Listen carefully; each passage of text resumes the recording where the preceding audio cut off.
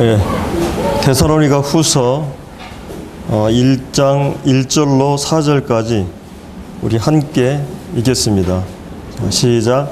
바울과 실로아노와 디모데는 하나님 우리 아버지와 주 예수 그리스도 안에 있는 데살로니가의 교회에 편지하노니 하나님 아버지와 주 예수 그리스도부터 은혜와 평강이 너에게 있을지어다.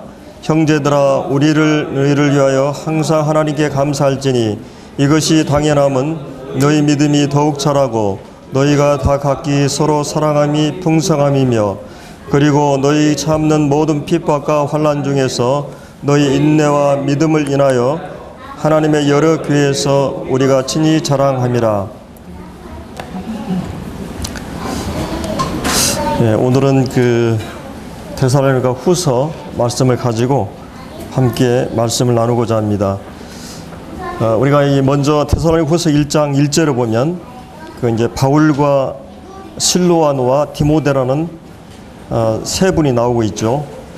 그래서 여기서 얘기하는 이 바울은 우리가 이미 데살로니가 전서에서 이 서신을 띄운 그런 분이고, 또 이 데살로니가 교회에서 3주간 동안에 복음을 전해서 이 데살로니가 교회가 이렇게 형성되게 됩니다. 그래서 이제 이 바울이 실로아노는 이 라틴어식으로 신라인데 우리가 잘 아는 신라라는 분입니다. 그리고 디모데는 이제 우리가 디모데 전후서를 통해서 어떤 분인 것을 이렇게 알 수가 있는데, 여기 바울은 이제 어떻게 보면은 이 세 분이 팀 선교를 하고 있습니다. 그래서 이 바울은 좀 이렇게 구세대고 실라와 디모데는 신세대라고 할 수 있죠. 그래서 이렇게 구세대와 신세대가 이런 팀워크를 이뤄서 이 선교 사역을 감당하고 있고, 신라는 사실은 바울이 1차 전도여행을 끝내고 이제 2차 전도여행을 시작할 때 이 마가 요한이라고 하는 이 바나바의 생지를 데려가냐 마냐 하는 문제 때문에 이제 신라이가 벌어집니다. 그래서 이제 이 바울은 전도여행을 가다가 중도에 하차한 사람이기 때문에 데려갈 수 없다. 이제 바나바는 부족하지만은 데려가자. 그렇게 해서 심히 다투고 결국은 이 바나바는 구브로라는 섬을 향해서 이제 가게 되고, 그 다음에 이 바울은 신라를 데리고 그가 1차 전도여행지 이 갈라디아 이 남부 지역을 방문하게 됩니다. 그래서 이제 비시디아 안디옥이나 누스드라, 더베, 이고니온 이런 지역을 다니면서 복음을 전하는데, 거기서 이제 2차 전도여행을 할 때 이 더베라는 지역에서 이 디모데라는 분을 만나게 되죠. 그래서 이 디모데가 그때 이제 처음 바울을 접촉하게 되고, 이 디모데는 이제 어려서부터 성경을 알았는데 이 성경이 구원에 이르는 지혜가 있게 했고 이 바울을 통해서 확신을 가졌던 것 같아요. 그래서 이 디모데 전후서에 보면 이 사도 바울이 디모데를 믿음의 참 아들로 이렇게 말하는 걸 볼 수 있고, 여튼 이 디모데는 아버지는 헬라인이었습니다. 이방인이었고, 그 다음에 이제 이 어머니는 이 유니게, 그 다음에 외할머니는 노이스. 그래서 유대인들은 이 어머니 계통이 유대인이면 확실하게 유대인으로 칭하거든요. 그래서 이제 그런 어떤 3대 세대를 거쳐서 믿음 안에서 성장했던 그런 분인 것을 우리가 이제 볼 수가 있습니다. 그래서 이제 이 디모데는 사도 바울의 많은 선교 여행 가운데 굉장히 중요한 역할을 하게 됩니다. 그래서 우리가 이 고린도라든지 이 데살로니가전서 3장에도 보면 이 중요한 그런 지역 모임들을 이렇게 심부름을 하거나 또 그 모임이 교리적으로 어려우면 가서 가르치거나 이런 일들을 하게 되고, 결국은 이 디모데가 이제 이 소아시아에서 가장 큰 이 에베소라는 이 교회에 목회를 하게 되죠. 그래서 이 예루살렘 교회가 가장 큰 교회였는데 이제 안디옥 교회가 중심 교회가 되고, 사도 바울을 중심으로 이 안디옥 교회를 통해서 이제 1차, 2차, 3차 전도여행을 이렇게 파송하게 되죠. 그러고 나서 이제 그 다음 소아시아의 7교회 가운데 가장 큰 교회였던 에베소 교회가 이제 굉장히 큰 교회였어요. 이 성경학자들은 이 초대교회 바울 사도가 개척했던 교회들이 대부분이 한 50명에서 많아야 100명 안으로 이렇게 보거든요. 근데 이제 에베소 교회는 굉장히 한 200~300명 정도 되는 것으로 이렇게 이제 보고 있습니다. 자, 이런 그 당대에는 좀 대형 교회였죠. 큰 교회였죠. 여기서 이 디모데가 이제 목회를 하게 되고, 그 디모데가 사역을 하고 있을 때 디모데 전후사가 바울에서 기록이 되게 되는 것을 보게 되죠. 그래서 이 발신인, 이 편지를 쓰고 있는 분들이 이제 이 세 분이었던 걸 보게 되고, 그 다음에 이제 이 편지를 받고 있는 사람은 그 데살로니가 교회였습니다. 이 데살로니가 교회, 이것은 하나님의 구원을 체험한 예수 그리스도 이름을 부르는 모든 자들이 함께 모여진 공동체가 교회죠. 그래서 이것은 지역교회입니다. 이 데살로니가 교회는 지형을 따서 데살로니가 교회를 이렇게 명칭을 했고, 이제 교회를 크게 이제 총체적인 교회, 또 지역교회, 또 혹은 이제 우주적인 교회, 그러니까 오순절로부터 주님이 휴거할 때까지 그 기간에 구원받은 모든 사람들은 한 교회입니다. 예수님이 머리로 중심으로 해서. 근데 이제 이 주님이 목수로서 직업이 이 교회를 세우는 일들을 하시죠. 우주교회는. 근데 이제 우리가 바울은 지역교회, 텐트를 치는 직업을 가지고 작은 지역교회들을 이렇게 세우게 되고, 이런 지역교회들이 이제 모여서 우주적인 교회를 이루게 되는 거죠. 그래서 이 여주교회, 또 데살로니가 교회, 이것은 지역 명칭을 따서 부르는 이름입니다. 그래서 이 수신자가 이제 데살로니가 교회가 되는 걸 볼 수 있고, 그러면 이 교회에 구원받은 성도를 정의할 때 어떻게 정의할 수 있느냐? 거기 1절에 있는 대로 하나님을 아버지라 부를 수 있는 사람들, 그리고 하나님께서 예수 그리스도 안에서 나타낸 하나님의 모든 계시와 은혜를, 복음의 비밀을 깨달은 사람들의 구원받은 그리스도인들을 할 수 있죠. 이 하나님은 모든 인류의 하나님입니다. 구원받지 않은 사람에게도 하나님이에요. 그러나 그분이 아버지가 될 수 있는 분은 이제 성령으로 거듭나고 예수 그리스도 안에 있는 복음의 비밀을 아는 사람만이 이제 하나님을 아버지라 부를 수 있고, 예수님을 주라 시인할 수 있습니다. 그리고 성령이 아니고는 이렇게 할 수 없죠. 성령이 우리 영으로도 우리가 하나님의 자녀인 것을 증거하고, 또 예수로 아니고는 예수를 주로 시인할 수 없다 그랬어요. 그래서 하나님을 아버지라 부를 수 있고, 또 예수님을 주라 시인할 수 있는, 바로 이 예수 그리스도 안에 있는 데살로니가 교회에 편지한다. 그러면서 사도 바울이 이 데살로니가 교회를 생각할 때 가장 소원하고 바랬던 것이 뭐냐면, 그 마음에 간절하게 소원했던 바가 이제 2절에 나오죠. 그 편지마다 항상 들어가는 부분인데, 하나님 아버지와 주 예수 그리스도로부터 은혜와 평강이 내게 있을지어다. 그래서 하나님께로부터 이 은혜가 계속 그들에게 주어지기를. 사실은 이 은혜라고 하는 말은 물론 크게 두 가지로 일반적인 그런 은혜가 있죠. 하나님 비를 주시고 햇빛을 주시고 우리 육신에 필요한 이 생명과 만물과 호흡을 주시고 우리의 필요한 모든 생명이 필요한 것들을 허락하십니다. 사실 이 지구에는 생명이 존재할 수 있기 위해서는 이 미국 나사 이 과학자들이 18만 가지 조건이 갖추어져야만이 이 생명이 살 수 있다고 그래요. 근데 우리가 이 18만 가지 조건을 다 갖추고 있는 것이 바로 이 지구고, 하나님께서 이런 일반적인 은혜를 우리에게 주십니다.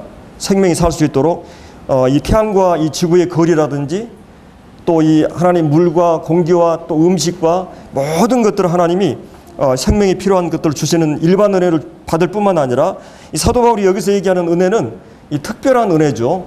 이제 거듭난 예수 그리스도가 어떤 분인 것을 알고 성경에 계시된 말씀을 통해서 성령으로 거듭난 사람들에게 매일 삶에서 필요한 은혜가 필요해요. 구원 받을 때도 은혜가 필요하지만, 이제 하나님께서 이 긍휼하심을 얻고 때를 따라 돕는 은혜가 필요해요. 그래서 은혜의 보좌 앞에 우리가 늘 나가야 되는데, 그래서 우리가 이 죄를 이겨야 되고 성도를 사랑해야 되고 나와 어려운 사람들 관계에서 용서해야 되고 또 의로운 삶을 살아야 되고, 이런 모든 영적인 이 은혜가 필요합니다. 이 성령을 통해서. 그래서 이 말씀을 하나님이 주셨고 성령을 우리에게 주셨고, 그래서 이 특별한 은혜를 우리가 체험하고 깨닫거나 각성하지 않으면, 이 하나님의 은혜를 받지 않으면 우리가 살 수가 없어요, 영적으로. 그렇기 때문에 이 은혜와 그 다음에 그 은혜의 원천으로부터, 샘으로부터 이 평강이 흘러나오는 것입니다. 하나님의 은혜를 체험하고 마음의 확신을 갖게 될 때 이제 평강이 우리에게 주어지거든요. 그래서 이런 이 불안전하거나 안절부절하거나 늘 이렇게 이런 것이 아니라 항상 주님의 평안이 내 마음을 주장하게 하는 평강을 위해서 우리가 부름을 받았기 때문에, 그래서 이제 우리가 이런 은혜와 평강이 우리 그리스도인의 삶에 늘 있기를 여기서 기도하고 있는 걸 볼 수 있습니다. 그래서 이 은혜와 평강은 반드시 무엇으로부터 옵니까? 이 아버지 하나님과 주 예수 그리스도로부터 옵니다. 그래서 하나님이 어떤 분인 것을 아는 것은 예수 그리스도로부터 가능해요. 그래서 예수 그리스도께서 하나님의 모든 것을 계시하시는 수단이죠. 하나님의 선지자고 예수님의 별명이 뭡니까? 말씀이에요. 하나님의 깊은 모든 것을 표현하는 수단, 그게 예수님의 인격의 사역이거든요. 그래서 이 예수 그리스도로부터 우리에게 이 은혜와 평강이 흘러나오는 것입니다. 그래서 우리가 말씀을 접하게 되고 성도가 교제하고 이런 하나님 아버지 예수 그리스도를 부딪힐 수 있는, 들을 수 있는 이런 것을 통해서야만이 이 은혜와 평강이 우리에게 주어지는데, 이제 이 사도 바울은 먼저 서론에서 부분을 먼저 말씀을 드리고 있는데, 자, 오늘 우리가 이제 이 본문에서 살펴볼 부분은 3절에 나오는 형제들아. 그래서 이 바울과 이 데살로니가 교회의 성도들에게는 이 종교적 그런 사회적 타이틀들이 없었죠. 뭐 이 사장님, 부장님, 과장님 이런 사회적 계급적인 타이틀이 없었고, 종교적인 뭐 목사, 장로 이렇게 권사, 집사 이런 그 사회 타이틀들이 없었어요. 이 바울과 이 데살로니가 교회 성도들 안에는 이런 그 타이틀들이 없었습니다. 누구나 다 평등한 그런 형제 관계에 있었던 거예요. 그래서 이 사도 바울이 3절에 보면 형제들아 이렇게 말을 하고 있는 것이죠. 자, 우리가 너희를 위해서 항상 하나님께 감사할지니, 이 사도 바울이 참으로 훌륭한 영성을 가지고 있었던 것은 그런 이렇게 하나님 앞에서 늘 이 감사하는 삶을 살고 있었어요. 이것은 사도 바울이 감사할 수 있는 조건을 가지고 있기 때문에 감사하는 것이 아닙니다. 세상적인 지위나 소유가 있었거나 풍부하기 때문에 그런 게 아니에요. 그런 주님 때문에 혹독한 고난 속에 있었어요. 감옥에 갇히기도 하고 매를 맞기도 하고 이 환경에 많은 굶주림과 추위를 겪으면서 주님 때문에 온갖 환경으로부터 온 고난을 받고 때로 유대인들에게 박해를 받고 이런 최악의 상황 속에서도 그는 항상 범사에 감사했어요. 우리가 데살로니가서 5장에 보면은 이 범사에 감사하라 그런 말씀이 있는데, 그런 감사를 가르쳤을 뿐만 아니라 그런 실제로 감사하는 삶을 살았죠. 우리가 잘 아는 솔로몬 왕은 세상의 모든 것을 다 소유했어요. 그러나 그런 감사하지 않았습니다. 이 세상에 누릴 것 다 누릴 것, 그런 헛되다고 하는 고백을 했는데, 이 사도 바울은 최악의 상황 속에서도 이 감사하는 걸 볼 수 있고 늘 그런 감사를 찾아내는 능력이 있었어요. 우리가 이 정말 영성이 바르게 되면 다른 성도들에 대해서 이 사랑하게 되면 허물이 보이지 않고, 사랑하게 되면 좋은 장점만 보이게 됩니다. 그리고 사랑하게 되면 좋은 것만을 보게 되고 허물을 덮게 되는 것이에요. 그래서 이 뭔가 약점이나 허물이나 이런 비난할 거리를 찾는 게 아니라 이 바른 건강한 영성은 바로 감사할 수 있는 조건을 찾아내는 능력을 갖고 있다고 하는 것이에요. 바울은 이제 그가 겸비한 마음으로 자기를 낮추고 다른 성도들의 아름다운 모습들을 보고 그걸로 인해서 하나님께 이 감사하고 있는 걸 볼 수 있습니다. 우리가 아름다운 장미를 보면서도 거기에 가시를 보는 사람이 있어요. 거기에 가시가 있다. 거기에 집중한다면 얼마나 불행한 사람이에요. 하나님이 주신 이 아름다운 꽃을 보는, 하나님이 주신 더 아름답고 귀한 것들을 볼 줄 아는 능력이 필요한데 그 약점이나 허물이나 그 가시를 보는, 그게 참으로 불행한 것이죠. 그래서 이 사도 바울은 이제 이 본문에서 그가 이 감사할 줄 아는 이런 사람이었고, 그렇기 때문에 그는 하나님 안에서 늘 행복한 삶을 살 수가 있었습니다. 감사는 행복의 비타민이라고 그러죠. 그리고 하나님의 은혜를 아는 사람은 반드시 이 겸손과 감사가 따라가게 되어 있습니다. 왜 사람이 겸손하지 않습니까? 내가 하나님의 은혜 아래에 있다고 하는 걸 인식하지 못하기 때문에. 왜 사람들이 이 감사하지 못합니까? 내가 지금 내 모든 삶이 그 하나님의 은혜의 기초 위에 서 있다고 하는 걸 모르기 때문이에요. 그래서 이런 이 데살로니가 성도들에게 칭찬과 격려를 하고 있는 걸 보게 되고, 일반적으로 사람들이 칭찬에 인색하거나 메마르면 그 사람의 영성이 건강하지 않은 걸 볼 수 있죠. 그래서 여기 사도 바울은 이런 그 형제의 모습을 여기서 보여주고 있고, 이런 영적인 안목에서 그 데살로니가 성도들이 하나님 안에서 어떤 자인 것을 그를 알고 있었기 때문에 이 거룩한 이 만왕의 왕이신 하나님 아버지의 자녀들이고 예수 그리스도 안에 속한 모든 자들이기 때문에 궁극적으로 그들과 함께 더불어 영원한 영생을 누릴 그런 이 복락을 소망을 가지고 있는 자들이기 때문에 그들에 대해서 이 바울은 이런 이 귀한 이 영적인 눈을 가지고 그들을 칭찬하고 있는 것을 이제 보게 됩니다. 이 사랑은 이런 그 사랑의 안경을 가지고 데살로니가 성도들에 대한 이 감사의 내용을 여기서 필요하고 있는 걸 볼 수가 있어요. 자, 그러면 여기서 우리가 이 사도 바울이 무엇을 감사하는가? 이게 중요한 말씀이 되겠죠. 여기서 항상 감사한다. 너희들 때문에, 너희를 위하여 항상 하나님께 감사한다. 여기 이제 3절을 보면 너희 믿음이 더욱 자라고, 그 다음에 너희가 다 각기 서로 사랑함이 풍성함이다. 여기 중요한 말씀이 믿음이 자라고 이렇게 말하고 있죠.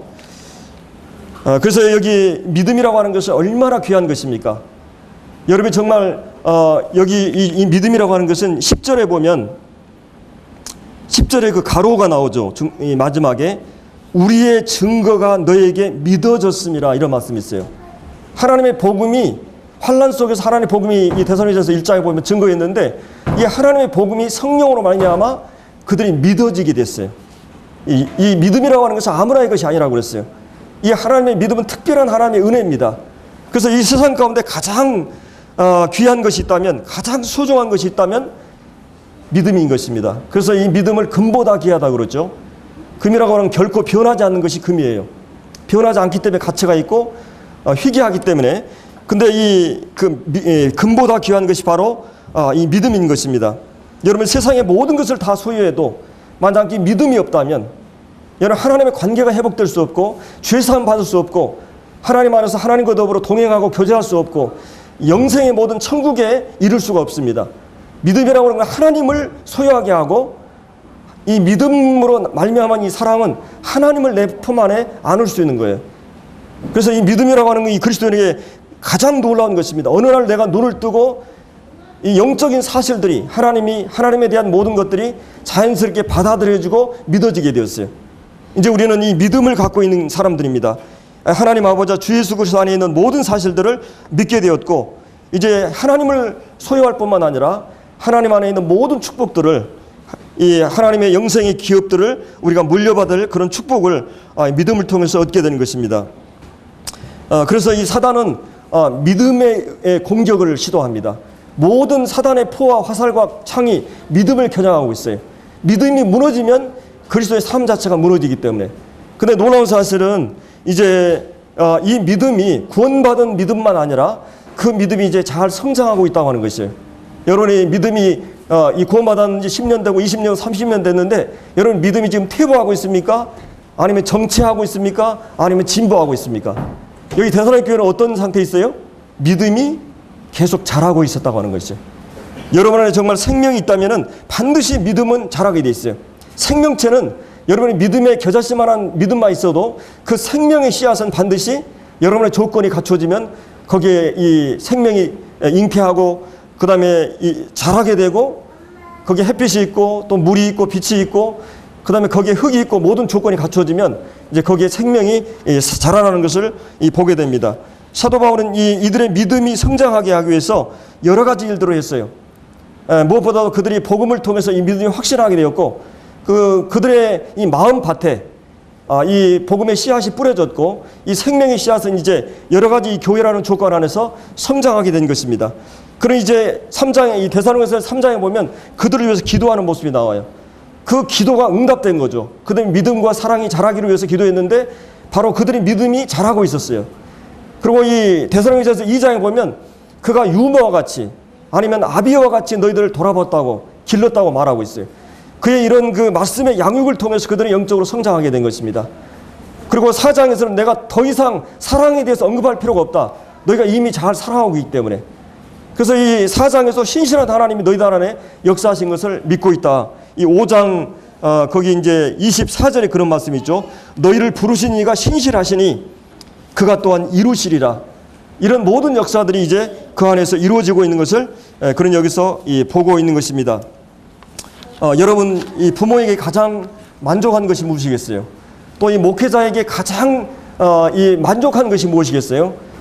그들이 섬기는 양들이, 그들이 섬기는 성도들이 믿음 안에서 잘 성장하는 모습을 보는 것입니다.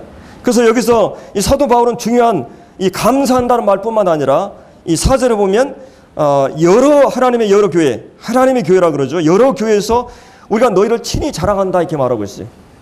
저는 여러 성도들을 이 여러 지역에 예를 들어서 다른 교회에 말씀을 전하러 갈 교회가 있다든지 어디 이 일꾼들하고 모이는 그런 이 그룹에서 교제하는 모임이 있다면 저는 여주 교회를 자랑하기를 서슴지 않아요.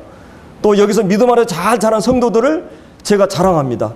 예배당 지을 때 우리 모든 열악한 환경에서 별로 몇 명 안 되는 성도들이 함께 힘을 합해서 예배당 지는 과정들을 정말 하나님이 놀라운 기적의 역사였어요. 우리가 예상하고 생각했던 것을 너무나 크게 초과해가지고 하나님께서 이런 역사하신 것, 그리고 그 가운데서도 더 헌신한 성도들에게 하나님께서 더 축복하시는 것을 저는 여러 교회에 가면서 저는 자랑하기를 즐겨합니다. 이 사도 바울도 이 데살로니가 교회 안에 일어났던 이 믿음의 역사와 사랑의 수고, 소망의 인내에 대해서 그런 여러 교회에서 자랑하기를 즐겨했어요. 그렇기 때문에 이제 그들의 믿음이 더욱 성장하는 것을 여기서 이제 말해 주고 있는 것입니다.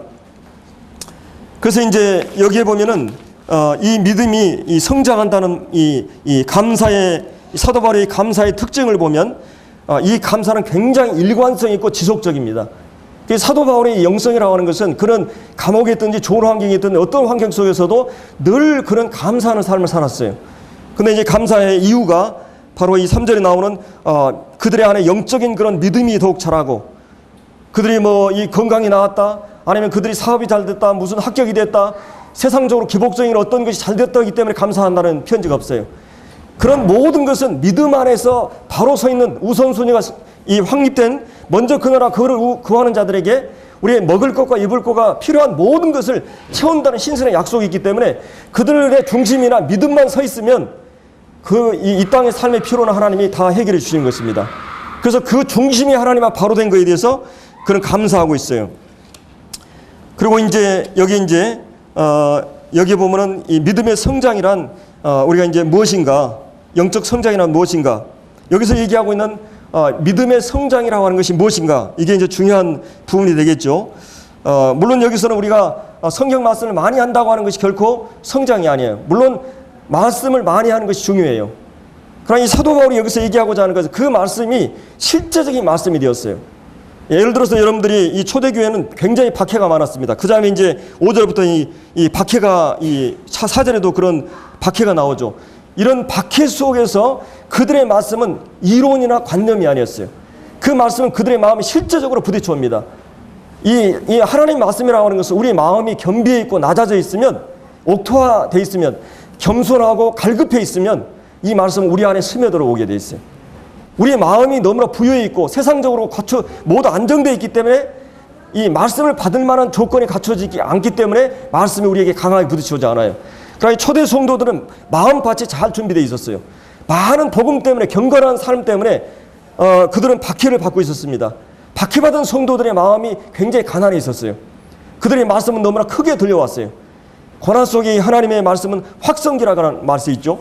그 말씀이 강하게 자기의 마음판에 돌아오고 그 말씀이 마음판에 새겨졌던 것입니다. 그 말씀이 그 믿음을 자라게 했어요. 이 믿음은 들음에 닿으며 들으면 그리스도의 말씀으로 말미암기 때문에 말씀이 아니고는 믿음이 세워지지 않아요. 그래서 그들의 말씀이 그냥 들리는 말씀이 아니라 그 마음에 육중한 그런 말씀으로 마음판에 새겨졌던 것입니다. 그 말씀이 그들을 더욱 자라게 했어요. 그러나 이제 그냥 흘러들으는 말씀, 그냥 한 귀로 듣고 한 귀로 들리는 그런 말씀, 그렇게 기주하게 들려오지 않는 말씀, 그냥 이론으로 들은 말씀, 그것이 아니라고 하는 것이요. 또 교회의 연륜이 오래됐다가 꼭 성장하는 거 아닙니다. 그래서 여기서 얘기하는 이 믿음이라고 하는 것은 그 말씀이 우리 안에서 먼저 믿음에 영향을 미치고, 그 다음 믿음이라고 하는 건 반드시 사랑의 결과를 가져와요. 그러나 정말 여러분들이 하나님의 계시를 받고 믿음이 오면, 하나님 되심을 믿으면, 하나님의 어떤 분이고 하나님 예수 그리스도 안에 나타나는 사랑을 정말 믿게 되면, 그 사랑을 입은 사람들, 그 사랑을 깨달은 사람은 하나님을 사랑할 뿐만 아니라 성도들을 사랑할 수밖에 없게 돼 있어요. 이게 마치 바늘 가는데 실 가는 것처럼, 이 나무의 뿌리와 열매처럼 이거는 불가분의 관계예요. 믿음이 좋다고 하는 것은 뭘 통해서 확장할 수 있느냐? 사랑을 통해서 이 믿음은 비례하는 것입니다. 그러니까 여러분들이 주님을 섬기고 몸으로 정말 사랑을 나타내고 영혼들을 위해서 정말 마음이 가고 몸이 가고 실제적으로 이게 사랑이 행위로 나타나지 않으면 그 사람의 믿음은 헛것인 것입니다. 그러니까 믿음이 정말 중요한 부분이에요. 그래서 이제 여기에 이 믿음이 실제적인 그런 말씀의 은혜를 먹고 자라게 되기 때문에 우리는 이 말씀을 가까이 접하고 진지하게 접하고 순종하고자 하는 의도로 이 말씀 앞에 서야 된다고 하는 것입니다. 그래서 이제 이 기도는 말씀은 음식이라면 기도는 이 산소와 같아요. 그래서 우리가 호흡을 하게 되면 이 폐에서 이제 이산화탄소 나쁜 그런 공기를 다 뿜어내고 좋은 공기를 다 우리에게 스며들게 합니다. 그래서 우리 몸에 산소가 계속 필요해요. 이 산소가 없으면 영양분을 이 몸 전체에 공급을 할 수가 없어요. 하나님께서 이 호흡을 중단되면 우리는 죽게 되는 것입니다. 그래서 우리가 의학적으로는 사람이 생명이 죽는 것은 심장이 박동이 멈추고 이 호흡이 멈추는 걸 얘기하죠. 그래서 우리 그리스도인들이 기도가 그치면은 그것은 영적으로 죽어 있는 이제 믿음이 되는 것이요. 살았다는 이름을 가졌으나 죽은 자로다. 일락을 좋아하는 자는 뭐라 그랬어요? 살았으나 죽었다 그랬어요. 그러니까 그 사람이 영적으로 구원받은 성도로 할지라도 살았지만은 그러니까 삶은 실제적인 삶은 죽었다는 것이에요. 간증이나 능력은 죽었다는 것입니다. 여러분 세상을 좋아하고 죄를 좋아하고 세상의 유행에 따라가고 여러분의 죄를 타협하고 이러면 구원받은 성도지만 여러분의 삶은 죽어 있는 것입니다. 이거 영향을 미칠 수 없는 믿음이죠. 그래서 이제 이 기도를 통해서 우리의 믿음이 새롭게 이제 생명이 자라가게 돼 있어요. 그리고 이제 중요한 것은 음식을 먹고 호흡을 하고 중요한 건 뭐예요?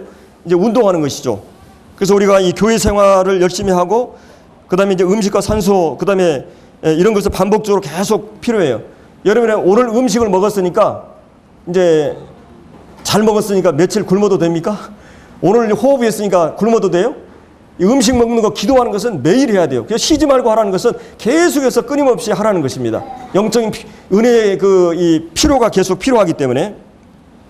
그래서 이 교회 생활을 통해서 우리는 이제 실제적으로 봉사하고 헌신하고 또 전도하고 말씀을 나누고 이 믿음의 이 말씀을 통해서 실제 실행을 하고 이제 많은 말씀 묵상하고 교제하고 또 이 말씀을 복종하고 연습하고 훈련하고 이런 반복되는 경험을 통해서 우리의 이 영적인 성장이 이루어지는 것이에요. 믿음이 성장한 사람의 특징은 뭐냐? 바로 여기에 나오는 믿음이 성장하는 사람은 어떤 사람 믿음이 성장하냐? 사랑을 통해서 드러나게 되는데 여기 이제 성품을 보면 알게 돼 있어요. 주님을 가장 닮아 있는 사람이 성장한 사람입니다. 우리가 이제 여러분이 그 중고등학교 때 그 도덕 그 윤리 책에 보면 난 사람, 든 사람, 된 사람 들어봤죠? 예. 난 사람은 타고난 사람이에요.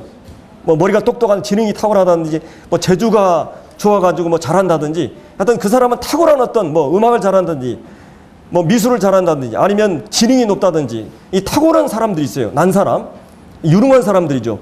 그 다음에 든 사람이 있어요. 많은 지식이 축적이 되고 경험이 있고 이 많이 들어있는 사람. 근데 이 난 사람과 든 사람들의 특징은 모이면 싸우게 돼 있어요. 자기가 똑똑하다 생각하니까. 그러나 여기서 가장 중요한 것은 뭐예요? 된 사람입니다. 이 성품이 된 사람. 그 성품이 된 사람 위에 이 재주나 능력이 있으면 더욱 좋아요. 그래서 이 성경은 일관되게 이 난 사람을 강조합니다. 그 사람이 인격이 성숙했느냐? 그 사람이 믿음이 성장했느냐? 그건 뭐냐? 된 사람이에요. 그러나 윤리나 도덕에서는 된 사람의 기준을 제시하지만 어떻게 된 사람이 되는가를 제시하지 못해요. 우리 머리로 뭐가 안다고 내가 됩니까? 내가 행할 수 있는 능력이 없어요. 그래서 예수 그리스도의 십자가의 보혈을 통해서 내가 거듭나지 않고는 내 영이 새롭게 되지 않고는 하나님과 내가 다시 연결이 되지 않고는 성령이 내 안에 내주하지 않고는 새로운 성품이 아니고는 이 삶이 불가능해요. 그러니까 엄격한 의미에서 그리스도인이 아니고는 성경에 나오는 모든 명령을 준행할 수 있는 사람이 없어요.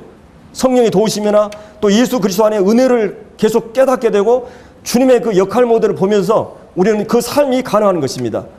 그렇기 때문에 이제 여기서 이 된 사람, 이 주님을 닮아 있는 사람입니다. 성품적으로 주님은 이 두 가지로 요약하면 주님은 어떤 분이었어요? 나는 겸손하고 온유하니. 정말 그 사람이 인격이 돼 있다고 하는 것은 겸손과 온유예요. 정말 하나님 앞에서 내가 어떤 자인 것을 아는 것입니다. 주님처럼 겸손한 분이 있습니까? 최상의 지극히 높으신 분이었어요. 주님보다 높으신 분이 없는 하나님이셨어요. 근데 그분이 인간의 몸을 입고 가장 낮아지셨고 그 다음에 십자가의 가장 깊은 계곡까지 죽음의 골짜기까지 들어가신 분이 예수님이에요. 그래서 예수님은 나는 나의 마음을 품으라, 너희 안에 이 마음을 품으라, 그 그리스도 예수의 마음이라고 했을 때는 바로 이 겸손의 마음입니다. 이 겸손의 마음에서 하나님의 뜻을 복종할 수 있는 것이 돼요. 내가 마음이 높아져 있으면 하나님의 뜻을 복종할 수 있지 않아요. 십자가를 질 수가 없어요. 그리고 주님의 멍에를 밀 수가 없어요. 그런데 놀라운 사실은 주님은 가장 겸손하셨기 때문에 주님은 하나님의 뜻을 십자가에 죽기까지 복종하셨어요. 그래서 하나님께서 가장 겸손하게 된 자를 하나님은 어떻게 하시오? 하나님은 교만한 자를 대적하시고 교만한 자를 물리치시고 교만한 옥이 오고 욕이 오고 교만한 자는 다툼이 오고 교만은 이 불안을 가져와요. 근데 하나님께 겸손한 자의 은혜를 베푸시고 높이시고 결국은 하나님이 주님을 가장 높이셨어요. 가장 낮게 되기 때문에 주님은 겸손과 사랑으로 빌립보서 2장에 보면 이 마음을 품으라고 했을 때 다툼과 허영이라는 말은 다툰다고 하는 것은 그 서로 화합하지 않는 것입니다. 우리가 사랑한다고 하는 것은 결과적으로 하나 된 것이에요. 그러니까 그의 사랑이 온전하게 이루어지면 사랑의 목표는 하나입니다. 하나가 되지 않는 사랑은 사랑이 아니에요. 예를 들어 편가르기식 사랑한다. 그건 사랑이 아니에요. 결국은 하나됨으로써 사랑은 최절정을 이루는 것입니다. 그런데 이 다툼의 반대가 하나 되는 것입니다. 사랑이에요. 그리고 이 허영이라고 하는 것은 자기보다 자기를 더 꾸미는 것이에요. 더 허영되게 하는 것이에요. 이거 거짓입니다. 이것이 교만이에요. 이것이 겸손하지 않는 걸 얘기해요. 그러니까 우리 교회가 하나 되고 정말 이 하나 되는 원리는 뭐냐? 겸손과 사랑이에요. 겸손과 사랑이 빠지면 사랑이 무너져 버린 것입니다. 그렇기 때문에 여기서 믿음이 자란다고 했을 때는 주님처럼 겸손과 사랑과 온유라고 하는 것도 어떤 것입니까? 온유로 완전히 모든 그 혈기나 노나 자기 주장이나 자아가 완전히 부서지고 깨어진 상태를 이 온유라고 그래요. 원래 이 야생 동물들이 이 야생 말들이 길들여졌을 때 온유하다 이렇게 했어요. 그 혈기나 이런 모든 것이 잘 통제되고 했을 때 내 혈기나 본능이나 욕구나 이런 모든 것이 통제됐을 때 우리가 이제 그 사람을 이 온유하다 그랬어요. 자기 분노나 노를 다스릴 줄 아는 사람. 그것이 이제 온유한 사람이에요. 근데 이 겸손과 온유, 주님이 얼마나 그 생애 동안 참았습니까? 제자들에 대해서, 유대인들에 대해서, 십자가의 죽음에 대해서 주님 자기를 거역하는 자들에서 일체 오래 참으셨어요. 주님은 이 인내와 온유의 주님인 것을 보게 됩니다. 그래서 우리가 주님을 가장 닮아 있는 사람이 그 인격적으로, 성품적으로 가장 닮아 있는 사람이 믿음 안에서 자랐다고 하는 것이에요. 다른 것이 아니라. 여기서 이 믿음의 성숙을 얘기하는 것입니다. 자, 이것을 이 시작에서는 4가지로 얘기해요. 팔복에서도 이 8가지 복을 얘기하죠. 누가 복된 사람이냐? 그건 전부 다 겸손, 이 애통, 그 다음에 이 온유, 그 다음에 의에 주려고 목마른 긍휼, 마음의 청결, 그 다음에 화평, 그 다음에 천국을 위해서 핍박을 받는 거 모두 다 인격적인 자질이고 영적인 자질들이에요. 주님의 이 성품을, 덕을 말하는 것입니다. 그것이 복된 사람이고 그것을 통해 착한 행실을 통해 하나님께 영광을 돌려 빛과 소금의 역할을 하게 된 것입니다. 그러니까 내 성품이 자라지 않으면 그 믿음은 자라지 않은 것입니다. 여기서 얘기하는 이 성품이 자랐다고 하는 건 반드시 믿음의 줄기로부터 이 성장하는 걸 얘기해요. 그냥 자기 의지나 독립적으로 이런 게 아닌 게입니다. 주님을 알아가는 힘, 예수 그리스도의 사랑을 깊이 알아가면서 이 믿음이 자라면서 이 성품이 자라는 것입니다. 그래서 이제 이 말씀도 그렇고 우리가 고린도서 13장의 사랑은 뭡니까? 여러분 사랑은 뭐예요? 사랑은 감정입니까? 뜨거움입니까? 물론 뜨겁게 비찬 사랑을 하고 있어요. 이 사랑 안에 감정의 요소가 있어요. 그러나 감정이 주된 요소는 아니에요. 감정은 따라오는 결과예요. 이 성경에서 얘기하는 사랑은 뭐냐? 제가 이 사랑의 중요성을 얘기한 적이 있는데 사랑은 성경에서 오래 참는 것입니다. 부모가 이 자식들을 사랑하기 때문에 참아요. 오래 참는 것, 그 다음에 온유하는 것, 시기와 질투와 자랑을 하지 않는 것, 남에 대해서 무례행치 않는 것, 배려하고 예의를 갖추는 것, 자기의 유익을 구치 않고 남의 유익을 구하는 것, 교만하지 않고 자랑하지 않고 겸손이 있는 것이에요. 그러니까 이것도 다 성품이에요. 그러니까 주님의 형상을, 이걸 사랑은 언제나 오래 참고 사랑에다가 그리스도를 넣어버리면 정확해요. 그리스도는 온유하고 그리스도는 자랑하지 않고 그리스도는 시기하지 않고 그리스도는 사랑의 본체예요. 사랑이에요. 그러니까 주님을 가장 닮아 있는 사람은 사랑할 수밖에 없어요. 주님의 지배 아래 있는 사람만이 사랑의 삶이 나타나 있어요.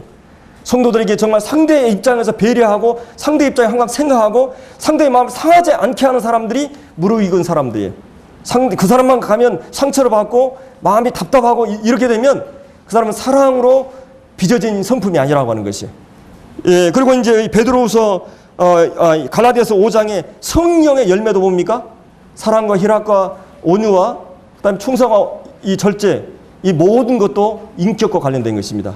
누가 성령 충만한 사람이냐? 누가 성숙한 사람이냐? 성령의 인도하심에 민감한 사람이냐? 그것은 성품이 연단된 사람이에요.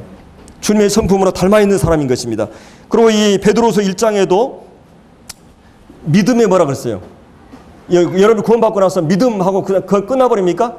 믿음은 이제 반드시 성장하게 돼 있어요. 믿음의 덕을, 이 덕과 뭐예요? 지식을. 그러니까 이 덕이라고 하는 것은 여러분이 도덕할 때 이 덕자예요. 이 도자라고 하는 말은 어떤 그 길을 깨닫고 사상과 철학은 사상이죠. 사고 방식이고 이 윤리라고 하는 것은 행동 방식이에요. 그러니까 내가 이 지식이라고 이 믿음이라고 하는 것이 어떤 말씀을 깨닫고 통찰하고 이해하고 소화하고 이런 이 말씀을 더 깨달아가는 그런 능력이다면 덕이라고 하는 것 함께 그 성품의 행동이 일치하는 것이에요. 그러니까 여러분 생각하고 의지가 일치하거나 말과 행실이 일치하거나 그런 일치된 가까운 사람일수록 그 사람의 인격이 성숙했다는 말을 해요. 그렇기 때문에 이제 여기 베드로서 1장에 나오는 이 믿음은 이 덕과 이 지식. 그래서 이 믿음이라고 하는 것은 구원받을 때 이 믿음은 여러분이 뭐 반달란트면 다 구원받아요. 누구에게나 그 구원받는 믿음이 있어요. 그러나 그 믿음이 이제 성장하는 믿음은 분량의 차이가 있어요. 믿음의 분량의 차이가 있어요. 성숙한 사람, 낮은 사람, 이 믿음 안의 성장에는 차이가 있다고 하는 것입니다. 그래서 그 덕과 그 다음에 이 지식, 그 다음에 뭐라 그랬어요? 그 다음에 이 절제와 인내가 나와요. 절제라고 하는 것은 내 속에 있는 욕구가 있어요. 욕망과 욕구와 소욕과 정욕과 이 속에서 끌어오는 죄성으로는 끌어오는 이것을 절제할 수 있는 능력이 절제예요. 그 다음에 인내라고 하는 건 인간관계에서 환경으로부터는 불이익이나 모든 일을 하는 데 있어서 참아야 되는 때가 있어요. 이런 외부적인 관계에서의 인내를 말해요. 그리고 이제 이 경건, 하나님과 관계에서 경건하고 그 다음에 이 형제 우애하고 그리스도 안에서 형제를 사랑하고 그 다음에 이 사랑, 그러니까 하나님과 관계에서 경건과 형제 관계에서 사랑과 세상의 영혼들에 대한 사랑이에요. 이게 이제 거기도 7가지 덕목이 나오는 이것도 다 성품과 관련된 것입니다. 그리고 여러분들이 내가 구원받았는데 이제 이런 고민을 할 거예요.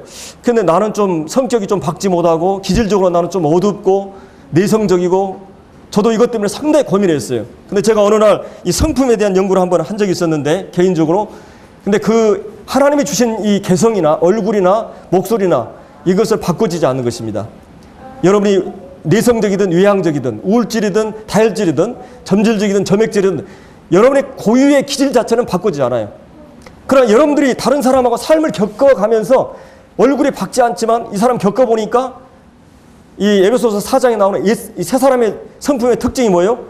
거짓하지 않고 진실하고. 그러니까 이 사람을 보니까 양심적이고 정직해, 진실해. 그러니까 이 사람은 뭐 얼굴이 밝거나 이러진 않지만 이 사람은 정말 양심적이고 진실하다. 그리스도의 성품을 덕을 선전할 수 있어요. 그 다음에 분을 내어도 죄를 짓지 않고 이 온유하고 잘 다스리는 이 사람이 자기를 잘 통제할 수 있는 사람이다. 그냥 쉽게 화를 내고 이러면 뭐예요? 이 사람의 인격은 다운돼 버리는 것이에요. 그 다음에 이제 어떤 도둑질하지 않고 이 사람은 굉장히 이기적이고 자기 탐욕만을 위해서 굉장히 이거 배려하고 나누기를 좋아한다. 이거 겪어보면서 알게 되는 거거든요. 그 다음에 이제 어떤 용서하고 분노하지 않고 이것은 내가 얼굴이 밝고 이런 걸 떠나가지고 살아보면서 이 사람이 어떤 사람인가 성품을 통해서 알 수 있게 돼 있어요. 그리스도인은 반드시 이 새로운 성품에 개발되어서 우리가 이런 이 성품을 통해서 우리의 성숙을 드러낼 수 있게 되는 것입니다. 그래서 우리가 이런 그 옛성품 안에 있는 많은 잡초를 잘 제거해 줘야 되고 병충해를 제거해 줘야 되고 계속 이 물을 주고 햇볕을 주고 그 다음에 이렇게 잘 관리해야만이 이 식물이 잘 자라듯이 우리의 생명도 바로 이런 자기 관리가 필요한 것입니다. 이것은 성령이 우리 안에서 그 일을 하시지만 우리가 노력해야 될 부분이 필요해요. 말씀을 공급하고 기도하고 교회 생활하고 그 다음에 이런 자기 관리가 끊임없이 이 죄와 싸우고 이런 것들을 해야만이 영적으로 성숙할 수가 있게 되는 것입니다. 자, 그러면 우리가 왜 믿음에 충만해야 되는가? 여기 이제 이 믿음에 충만하기 위해서는 이런 영적인 성숙한 사람을 하나님께서는 이 하나님의 사역에 가장 유용하게 쓸 수 있기 때문이에요. 그리고 여러분들이 세상에 복음 전하는 데 있어서 가장 유용한 이 선교의 도구가 되기 때문에 여러분의 이 존재 자체는 여러분의 여러분의 성품이라고 하는 존재 자체는 광고의 수단이에요. 여러분의 광고가 돌아다니고 있어요. 이 어두운 세상 가운데 여러분의 존재는 광고예요. 하나님은 전도지를 가지고 광고하지 않고 여러분의 존재와 삶을 통해서 광고하기를 원하세요. 그렇기 때문에 여러분의 주님의 성품을 닮아가지고 여러분이 처한 모든 상황에서 주님의 덕을 선전하고 여러분을 어두운 데서 불러내서 그의 기이한 빛을 아름다운 덕을 선전하기 위해서 하나님이 여러분을 제사장 삼으신 겁니다. 그렇기 때문에 이 하나님의 사역에 가장 유용한 도구가 될 수 있습니다. 디모데후 3장에서도 모든 성이 하나님의 감동으로 된 것으로 교훈과 책망과 바르게 함과 의로 교육하여 유익하니 이는 하나님의 사람으로 온전케 하고 이 하나님 말씀을 하나님의 사람으로 성숙하게 하고 하나님의 모든 선한 일에 온전케 한다. 하나님의 온전한 사람이 그 일을 성숙한 차원에서 하게 되는 것입니다. 디모데후서 4장에서도 너희 말과 행실과 믿음과 사랑과 정절에 있어서 믿는 자의 본이 되라. 너희 자신과 가르침을 계속하라 이런 말씀이세요. 그러니까 너희 자신을 성품을 연달하고 가르침 은사를 개발하는 일을 계속하라. 자, 이 바울이 디모데에게 이런 말을 해주고 있습니다. 그래서 여러분이 잘 알다시피 오늘 이 믿음이라고 하는 것은 뭘 가져왔어요? 사랑을 가져왔어요. 그러니까 여러분의 신앙생활에 있어서 사랑을 빼버리면 믿음과 사랑을 빼버리면 여러분의 존재 자체는 마치 소금이 그 맛을 잃어버린 것 같아요. 빛을 발하지 못하는 것 같아요. 이것은 이 사랑은 마치 주님께서 이 계시록에 뭐라 그랬어요? 이 촛대로 옮긴다 그랬어요. 사랑을 잃어버린 이 교회에 대해서. 여기 이단을 분별하고 구원받았냐 안 받았냐 일꾼을 선별하고 이런 탁월한 그런 분별력이 있었어요. 게으르지 않고 환난에 대해서 아주 잘 정의했어요. 그리고 거기는 많은 사업과 많은 수없이 많은 활동들이 있었어요. 니골라당의 행위를 분별해냈어요. 그러나 그 교회는 뭐가 문제였습니까? 사랑이 없었어요. 이 사랑을 해보고자 않으면 뭐라 그랬어요? 주님이 촛대를, 여러분은 촛대라고 하는 것은 불을 밝히는 촛대잖아요. 촛대를 주님이 옮긴다 그랬습니다. 그러니까 여러분의 사역에 버린다고 하는 것이죠. 이 사역을 하는 사람들이 가장 무서운 게 뭔지 아세요? 주님이 더 이상 쓰지 않은 것입니다. 이게 가장 긴장되고 무서운 거예요. 왜 우리가 삶에 긴장하고 경각하고 깨어있고 늘 기도에 힘쓰고 일어나냐? 주님이 이 땅에서 우리를 사용하지 않는다면 그렇죠. 우리에게 두려운 것이 없어요. 다른 말로 하면 여러분이 사용되지 않는다면 세상에 존재할 가치가 없다는 거예요. 여러분 가장 세상에 무서운 욕이 뭔지 아세요? 쓸모없는다는 말이에요. 박한상이나 이 엽기적인 그런 부모를 막 죽이고 불태워버리고 그 왜 그랬습니까? 부모들이 그에게 너는 쓸모없는다고 하는 말을 들었을 때 그래요. 인간이 자기 존재감이나 자존감이나 자기 가치감을 잃어버리면 삶의 의미를 잃어버려요. 거기에 분노가 일어나는 것입니다. 근데 여러분이 가장 가치 있는 존재가 되는 것은 바로 이 주님 안에서 내가 어떤 사람이 되느냐에 이 문제에 있다고 하는 것이에요. 그래서 이제 이런 그 하나님의 교회의 기둥들과 같은 이런 그 쓰임 받을 수 있는 모든 것이나 여러분의 믿음이 자라지 않고 하나님을 믿는 믿음이 성장하지 않으면 하나님을 영화롭게 하고 기쁘게 할 수 없어요. 이 히브리 11장 6절에 믿음이 없이는 기쁘시게 못한다 그랬어요. 하나님께 나아가는 반드시 그가 계시는 것과 그가 자기를 찾는 자들의 상주심을 믿어야 된다. 여러분이 하나님을 가장 기쁘시게 하고 영광스럽게 영화롭게 할 수 있는 건 뭐예요?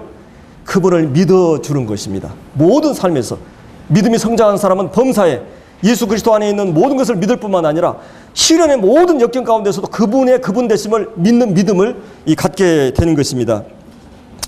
그래서 이제 여기 5절에 나오는 이는 하나님의 공의로운 심판의 표 너희 하여금 하나님 나라에 합당한 자로 여기심을 얻게 하려 함이라. 하나님 나라에 합당한 자로 여기게 하기 위해서 하나님 뭘 허락하셨다고 그랬어요?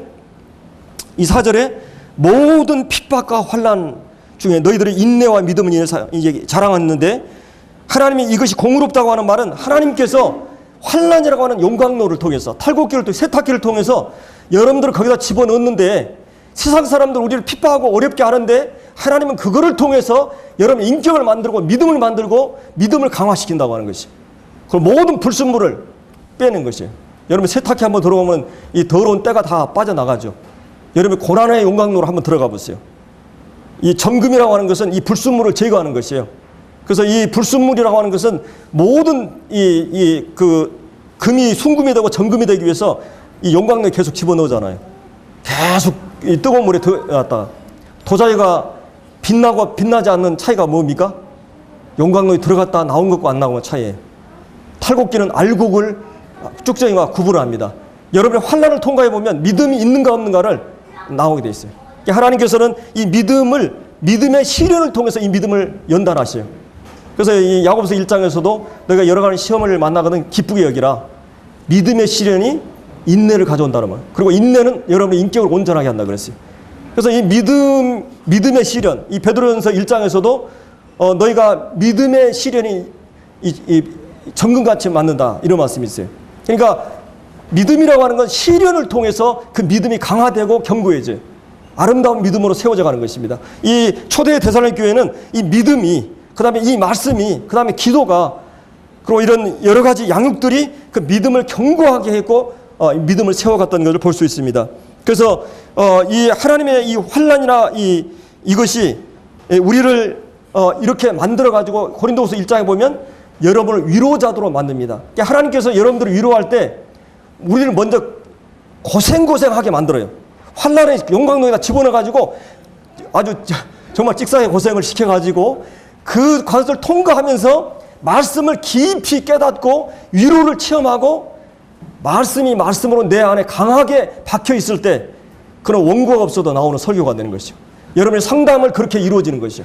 여러분 상담이나 신방이나 성도의 교제 속에서 주님이 주신 그 위로를 통해서 그 위로를 나누는 것입니다. 그래서 주님의 사역의 방법이 그래요. 하나님은 직접 사역을 하지 않고 사람들을 그냥 용광로에 갖다 집어넣어가지고 고생하게 해가지고 그 사람을 딱 만들어 놓고 그 사람이 이제 하나님의 일덩어리예요. 그럼 그 사람 어디를 갖다 놔도 하나님 얘기 잘해요. 하나님 그렇게 사역을 한다는 거예요. 그리스도의 고난이 우리에게 넘친 것 같이 그리스도의 위로가 넘쳤는데 그렇게 해서 이 위로를 통해서 다른 사람을 위로하게 하기 위해서 그리고 하나님을 온전히 의뢰하게 하기 위해서 그렇게 하신다고 하는 것입니다. 그래서 이 그리스도인들에게는 인격을 만들고 믿음을 만들고 금생에서 하나님의 사람으로 성품으로 만드는 일을 환난을 통해서 하나님이 하시는 것이 공유의 표라는 것이요. 그리고 금내생에서 어떻다고 그랬어요? 이 7절에 환난받은 너에게는 우리와 함께 안식으로 갚으시는 것이 하나님의 공이다. 금생에서는 하나님 사람으로 만들고 환난을 통해서 내세에서는 안식으로 최하의 영생의 복락의 영광으로 하시고 그 다음에 믿지 않은 사람은 어떻게 하느냐? 주님께서 6절에 보면 환난을 받게 하는 자들에게 환난을 갚는다 그랬어요. 핍박하는 자들은 하나님 반드시 그들을 이 땅에서도 보복하시고 그 다음에 이제 7절에 주님이 오실 때 8절에 하나님을 모르는 자들과 일반적으로 이 일반 계시에서 하나님 모르는 자들과 이방인들이 우리 주 예수를 복음을 복종치 않은 자들에게 형벌을 주시리니 이런 자들은 이 형벌의 내용이 뭐냐? 주의 얼굴과 그의 힘의 영광을 따라 피조물에게서 가장 비건 뭐냐? 하나님이 없는 것입니다. 하나님을 떠나는 것이에요.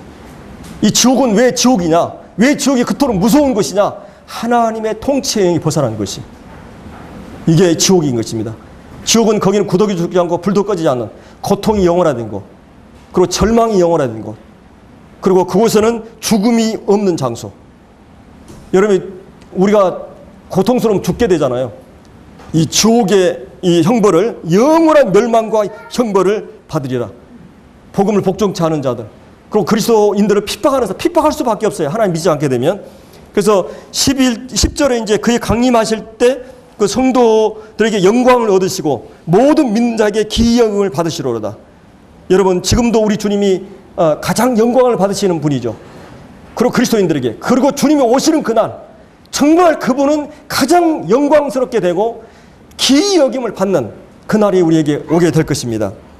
11절 12절은 마지막 기도예요. 이러므로 우리도 항상 너희를 위해서 기도한다. 우리 하나님이 너희를 부르심에 합당한 자로 여기시고 부르심에 어울리게, 부르심에 이 조화 있게, 이런 말이에요. 여러분 하나님의 자녀로 부르었다면 하나님 자녀답게 사는 삶을 위해서 기도하고 있는 것입니다. 남자가 남자답고 여자가 여자답고 하나님의 자녀가 자녀다운 삶을 살아야 되는데 그런 부름에 합당한 삶을 살기 위해서 기도하고 있어요. 선한 일을 위한 모든 열망과 믿음의 역사를 능히 이루게 하시고, 이 선을 위한 모든 열망, 여러분 이것은 사랑과 연관되어 있죠. 이 워치만이가 중국에서 그 한 성도가 이 논에 이렇게 이제 그 농사를 지었는데 항상 이 사람이 거기 물을 받아놓으면 그 밑에 있는 논에서 밤새 물을 받아놓는데 그 물을 다 그냥 빼가 버리는 거예요. 쉽게. 얼마나 화가 났겠어요. 근데 어느 날 이 워치만에게 가서 상담을 했어요. 아, 형제님 이걸 어떻게 해서 하면 좋겠습니까? 아, 그러냐고. 그러면 그 밑에 있는 물부터 이렇게 넣으라고 그랬어요. 그래서 그는 밤새 그 밑에 있는 논에 물을 다 해주고 자기 문을 했습니다. 근데 놀라운 사실은 이 사람이 그 행위 때문에 어떻게 그럴 수 있겠느냐고 질문해가지고 결국은 예수님을 믿게 됐어요. 이 파인애플 얘기도 그런 얘기죠. 자기 권리를 포기하는.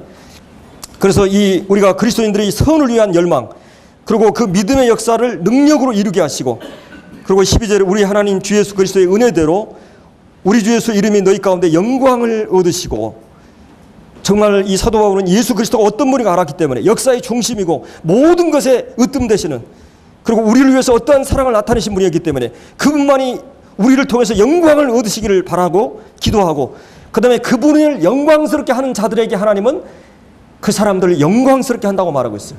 주님이 나를 존중히 여기는 자를 내가 존중히 여기고 나를 멸시하는 자를 내가 멸시한다는 말씀하셨어요. 그래서 오늘 이 11절 12절에 나오는 기도는 그가 여기서 데살로니가 성도들이 이런 믿음의 역사와 이 믿음의 성장과 그 다음에 이 사랑의 풍성함과 그 다음에 이 4절에 나오는 그 인내의 견고함에 대해서 얘기하면서 이걸로 인해서 그는 감사하고 자랑했어요. 그리고 오히려 그들이 당하는 모든 핍박에 대해서 하나님은 오히려 그들의 영성을 더 개발해주고 견고하게 한다고 하는 이런 말들을 하면서 마지막 그의 기도를 하고 있는 것입니다. 기도하고 마치겠습니다.